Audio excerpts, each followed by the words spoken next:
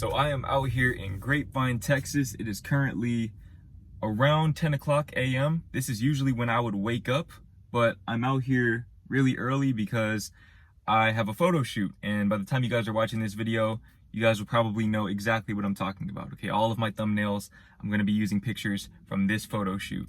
So you guys have probably already seen this shirt, you've seen this fit, all of that, but that's besides the point. Okay, I woke up early today. I woke up at 7 a.m., which is very uncharacteristic of me. And when I woke up, I already had negative thoughts going through my mind. Okay, at 7 a.m., I had negative thoughts going through my mind. There was nothing that actually occurred to warrant having these negative thoughts, yet they were there nonetheless. And in the midst of the chaos in my mind, I heard a very distinct voice. Okay, it is the same voice that has ultimately led me into the position that I'm in right now, where I'm making videos for a living and where I'm able to basically share my insights with the world. Okay, this is the voice of insight.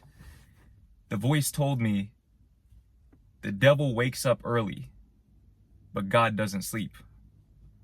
The devil wakes up early, but God doesn't sleep. Now look, okay, let me go ahead and clarify real quick. I don't identify as a Christian. I don't identify with any particular religion. I believe in God. Okay, I'm not a religious person. I believe in God. Now, when I say God and the devil, God represents love, unconditional love, anything that is rooted in integration, union, companionship, compassion, all of those things, okay, the things that connect us, connecting forces. Whereas the devil represents the divisive forces, the polarizing forces, negativity, resentment, jealousy, envy, all of those things. The devil wakes up early, but God doesn't sleep. Something that I said in a community post a while back is that your ability to show compassion to those who lack it will determine your level of peace. And basically, at a deeper level, what I was trying to say is that love makes room for hatred, but hatred does not make room for love. God, i.e. love, enables the devil, i.e. hatred, to exist. Okay, if love didn't exist, hatred couldn't exist. Unconditional love enables everything, including hatred. And from the outside looking in, from the surface level of the ego, it would seem as if love and hatred are opposing forces. But that's only from the perspective of hatred. That's because you've allowed the separation to permeate your mind. You've allowed the illusion of separation to permeate your consciousness and give you conflicting views of awareness. Because deep down, you know within you that love is all that truly exists. Okay, hatred is an extension of love.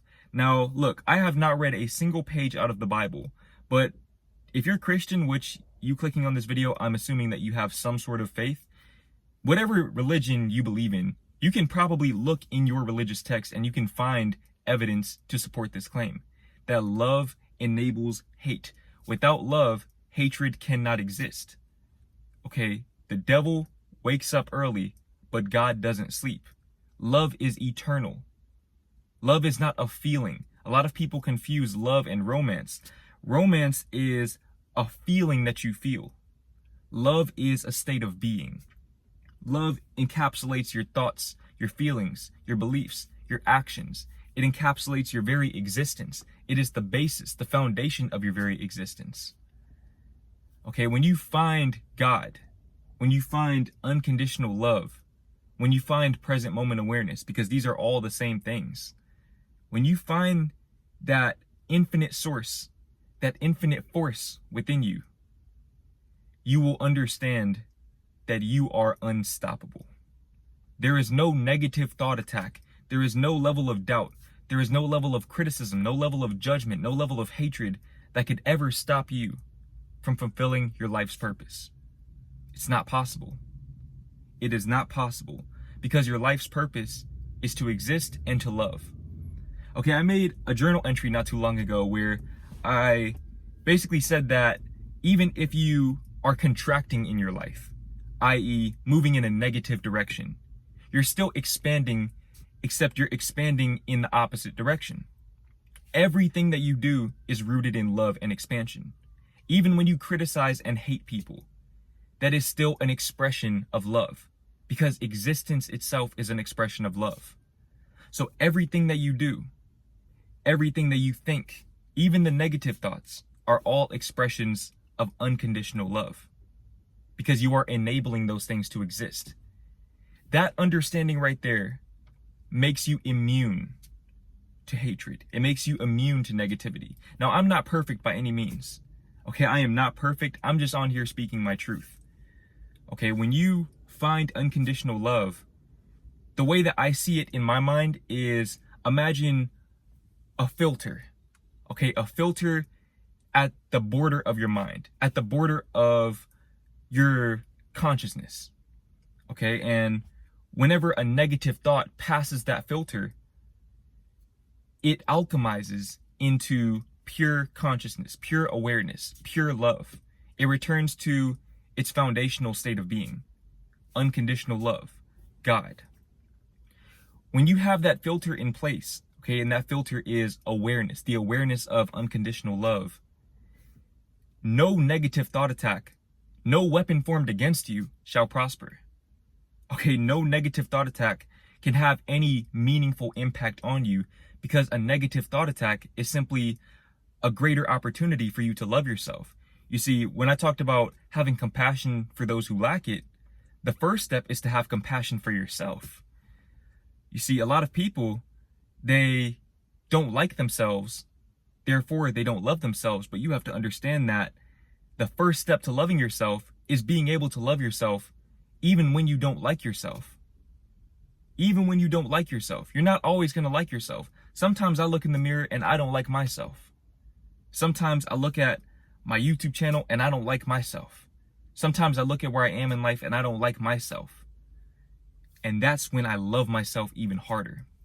Because love transcends these fleeting feelings. It transcends the doubt. It transcends the resentment. It transcends the envy and the jealousy.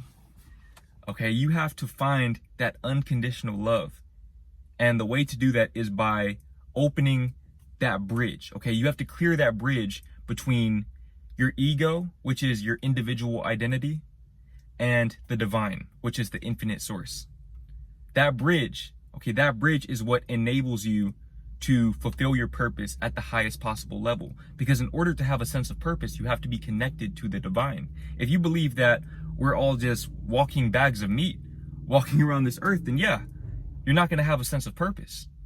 Okay, but I know for me personally, I've been touched and I've been healed by this force.